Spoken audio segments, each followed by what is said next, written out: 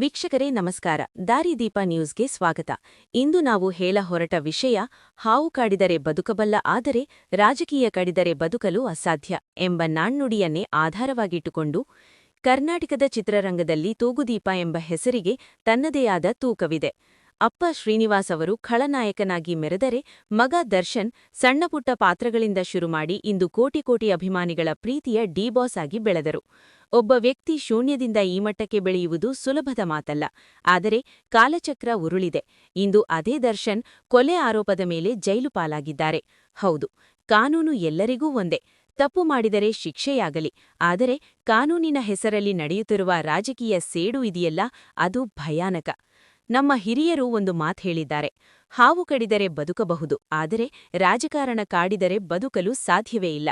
ಇಂದು ದರ್ಶನ್ ವಿಷಯದಲ್ಲಿ ಕಾಂಗ್ರೆಸ್ ಸರ್ಕಾರ ನಡೆದುಕೊಳ್ಳುತ್ತಿರುವ ರೀತಿ ನೋಡಿದರೆ ಈ ಮಾತು 100ಕ್ಕೆ 100 ಸತ್ಯ ಅನಿಸುತ್ತಿದೆ.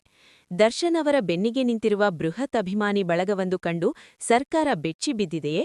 ಅಥವಾ ದರ್ಶನ್ ಅವರು ಕೆಲವು ರಾಜಕೀಯ ವ್ಯಕ್ತಿಗಳ ಮಾತಿಗೆ ಬಗ್ಗಲಿಲ್ಲ ಎಂಬ ಕಾರಣಕ್ಕೆ ಈ ಮಟ್ಟದ ಕಿರುಕುಳ ನೀಡಲಾಗುತ್ತಿದೆಯೇ? ಗೊತ್ತಿಲ್ಲ. ಆದರೆ ಜೈಲಿನಲ್ಲಿ ಒಬ್ಬ ಕೈದಿಗೆ ನೀಡಬೇಕಾದ ಕನಿಷ್ಠ ಮಾನವ ಹಕ್ಕುಗಳನ್ನು ಕೊಡದೆ ಅವರ ಆರೋಗ್ಯ ಹದಗೆಡುತ್ತಿದ್ದರೂ ಕಠೋರವಾಗಿಯೇ ವರ್ತಿಸುತ್ತಿರುವುದು ಏಕೆ? ಇಲ್ಲಿ ಪ್ರಶ್ನೆ ದರ್ಶನ್ ಅವರನ್ನು ಸಮರ್ಥಿಸಿಕೊಳ್ಳುವುದಲ್ಲ. ಪ್ರಶ್ನೆ ಇರುವುದು ಸರ್ಕಾರದ ತಾರತಮ್ಯದ ಬಗ್ಗೆ. ಒಂದು ಕಣ್ಣಿಗೆ ಬೆಣ್ಣೆ, ಒಂದು ಕಣ್ಣಿಗೆ ಸುಣ್ಣ ಬಳಿಯುವ ಈ ಭ್ರಷ್ಟ ಸರ್ಕಾರಕ್ಕೆ.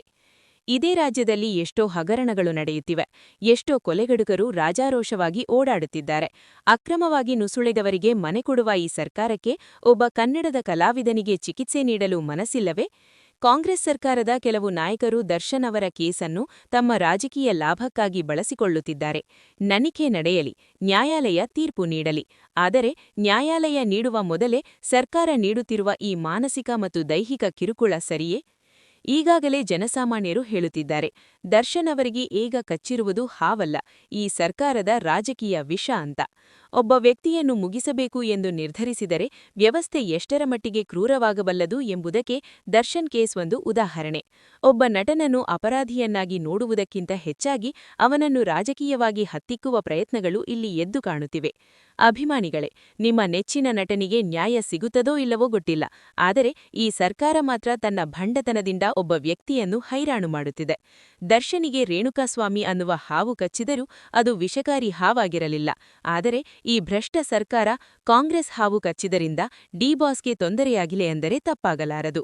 ನ್ಯಾಯ ಎಲ್ಲರಿಗೂ ಸಮಾನವಾಗಿರಲಿ, ಆದರೆ ರಾಜಕೀಯ ಪ್ರೇರಿತವಾದ ಸೇಡಿನ ರಾಜಕಾರಣ ನಿಲ್ಲಲಿ. ದರ್ಶನ್ ಅವರ ಕುಟುಂಬ ಮತ್ತು ಅಭಿಮಾನಿಗಳು ಇಂದು ಅನುಭವಿಸುತ್ತಿರುವ ನೋವು ಈ ಸರ್ಕಾರಕ್ಕೆ ಅರ್ಥವಾಗುತ್ತಿಲ್ಲ. ಏಕೆಂದರೆ ಅವರಿಗೆ ಬೇಕಿರುವುದು ಕೇವಲ ಅಧಿಕಾರ ಮತ್ತು ವಿರೋಧಿಸುವವರನ್ನು ಹತ್ತಿಕ್ಕುವ ತಂತ್ರ. ಈ ಸರ್ಕಾರ ತಮ್ಮ ವಿರೋಧ ಮಾಡುವವರ ವಿರುದ್ಧ ಸೇಡಿನ ರಾಜಕಾರಣವೇ ಇವರ ಸಾಧನೆಯಾಗಿದೆ. ಅದಕ್ಕೆ ಇನ್ನೂ ಹೆಚ್ಚು ಸೇಡು ತೀರಿಸಿಕೊಳ್ಳಲು ಈಗೊಂದು ಹೊಸ ಕಾನೂನು ತಂದಿದೆ. ಅದು ಕೇವಲ ದ್ವೇಷಭಾವನೆಯನ್ನು ಹೊಂದಿದೆ ಅನ್ನುವುದರಲ್ಲಿ ಯಾವ ಸಂದೇಹವೂ ಇಲ್ಲ. ವೀಕ್ಷಕರೇ, ನಿಮ್ಮ ಅನಿಸಿಕೆ ಏನು? ದರ್ಶನ್ ವಿಷಯದಲ್ಲಿ ಕಾಂಗ್ರೆಸ್ ಸರ್ಕಾರ ಅನಗತ್ಯವಾಗಿ ಕಠೋರವಾಗಿ ವರ್ತಿಸುತ್ತಿದೆಯೇ? ರಾಜಕೀಯ ಶಕ್ತಿಗಳು ಒಬ್ಬ ವ್ಯಕ್ತಿಯನ್ನು ಗುರಿಯಾಗಿಸಿಕೊಂಡಿವೆಯೇ? ಕಮೆಂಟ್ ಮಾಡಿ ತಿಳಿಸಿ. ಜಾಗೃತರಾಗಿರಿ, ಸತ್ಯದ ಪರವಾಗಿರಿ ಅಂತ ಹೇಳುತ್ತಾ ನಿಮ್ಮೆಲ್ಲರಿಗೂ ಮತ್ತೊಮ್ಮೆ ಧನ್ಯವಾದಗಳು. ಇನ್ನೂ ನಮ್ಮ ಚಾನೆಲ್ಗೆ ಸಬ್ಸ್ಕ್ರೈಬ್ ಆಗಿ, ಲೈಕ್ ಮಾಡಿ, ನಿಮ್ಮ ಮಿತ್ರರಿಗೆ ಶೇರ್ ಮಾಡಿ.